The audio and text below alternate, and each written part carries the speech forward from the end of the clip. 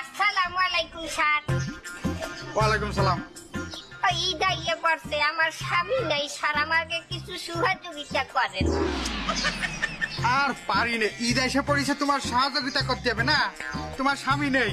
তাহলে নাই, মিথ্যা কথা বলবো না, আমার স্বামী নাই। দাঁড়াও।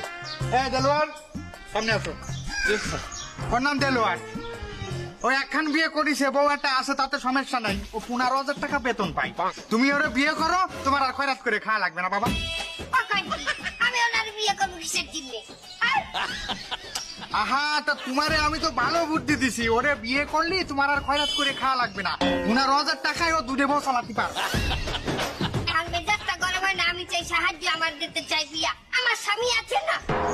এই, তুমি তো কেবলই করলে তোমার স্বামী নেই, তোমার আর সাহায্য করতে। কথা বলছে স্বামী নাই। বলছি স্বামী নাই, স্বামী কি না থাকার মতো না।